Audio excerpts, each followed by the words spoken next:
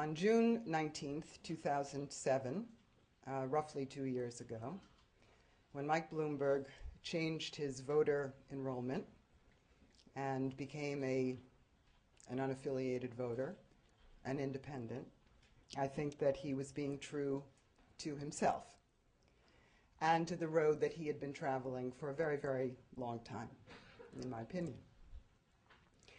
You know, independents are kind of a wild bunch. We don't agree on very much, but there are two core principles that I think we all agree on. One is that partisanship is the enemy of progress, and the other is that independents are the engine for the change we need.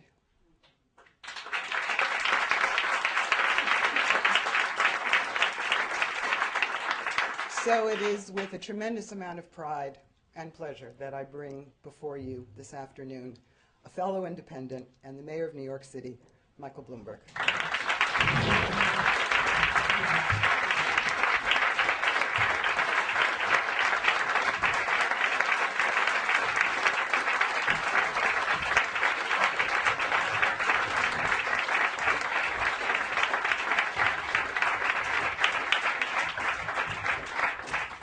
Jackie, Kathy, Lenora, thank you very much for that kind introduction. For the record, I do not remember my father giving me any of that advice. I think he was just so glad that I was heading off to college that the only thing he said was, we made it through that. Anyways, if he were alive today, I've always thought what he would be most proud of, and I don't think actually it would be my sister's success or mine, it would be what he would see in his grandchildren. One grandchildren graduated from Harvard, one from Yale, one from Princeton, one, if she lives long enough, will graduate from NYU, and a son from Swarthmore. And I just, you know, we grew up in a world where kids didn't go to schools like that. It would be quite something for him, and their success would give him great pleasure. Anyways, he probably wouldn't have been too disappointed in my sister and me, but regardless. It's great to be here with so many fellow independents. Independents are the fastest growing block of voters around the country, and I'm very proud to be the city's first ever independent mayor.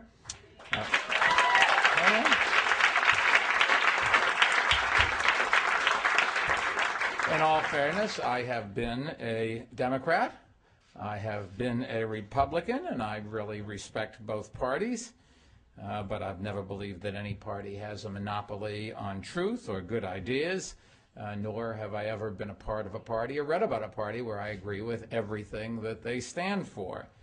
But as mayor, I've tried to take the best ideas from both parties and to focus on solutions, not politics. Fiorello LaGuardia was supposedly the one that said there is no Republican or Democratic way to pick up the garbage.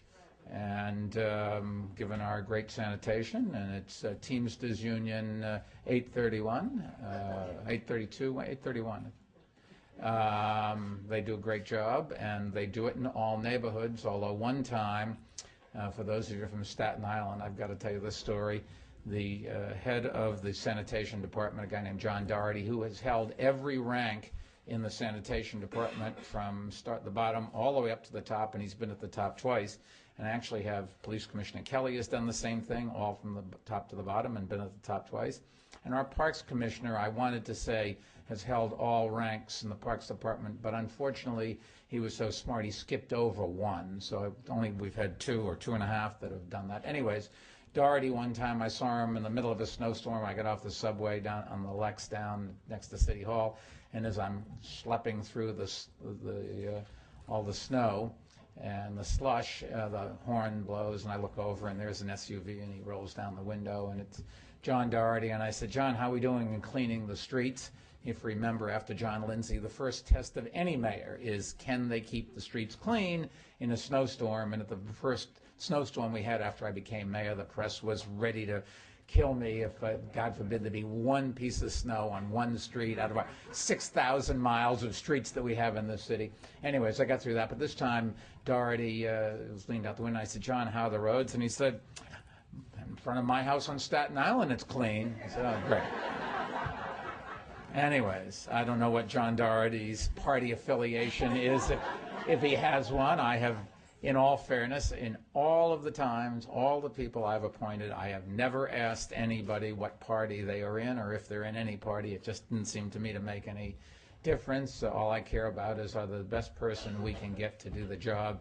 And I think that the reason our administration has had some success, and I hope people feel a lot of success, is because of the people we've been able to attract. We get the best and the brightest that can do the job regardless of other things that I don't think have anything to do with whether or not they can do the job. Anyways, doing the job is what independent is all about. It is about pragmatic problem solving, not partisan warfare. Sometimes the press wants to write, when people in government cooperate, that they should be fighting each other of all the ridiculous things. We're supposed to be working together. Somebody the other day criticized me for trying to help President Obama. I thought to myself, what kind of a sick person was it that wrote that? We should not all be trying to help our new president? I don't care what your party affiliation is. We need a good president.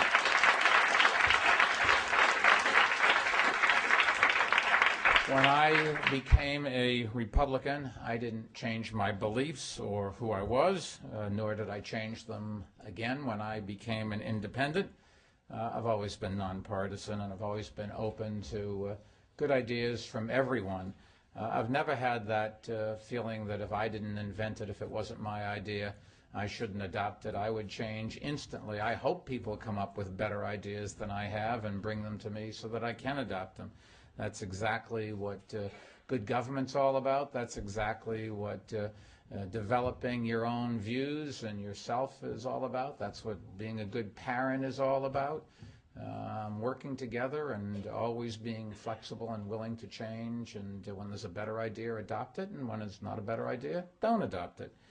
And I've always thought that we need to make the democratic, with a small d, process more open and inclusive in our country and in our state and in our city. And I think being an independent, when I decided to do it, just seemed like a better ways to make it official. Now, right now, there are nearly 1 million New York voters who are registered as independents or independent party members.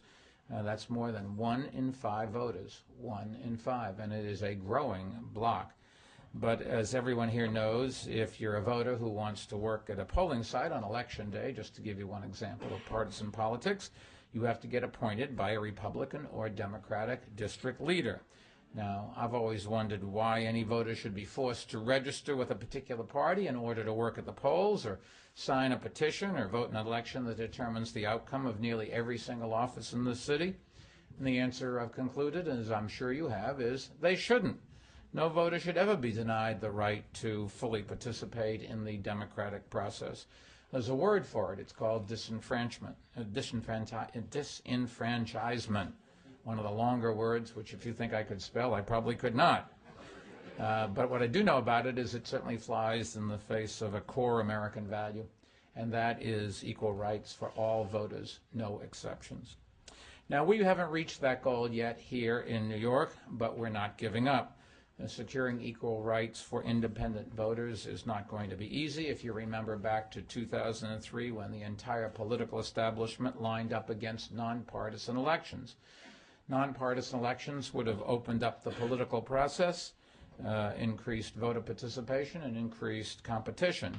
And in all fairness, it is exactly the ways that municipal elections are held in almost every big city in this country, which is exactly why so many of our entrenched interests oppose it.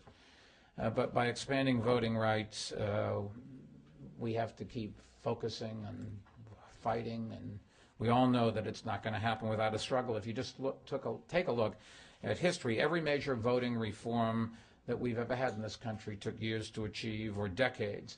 And that was true for voting rights for African Americans, and it was true for voting rights for women,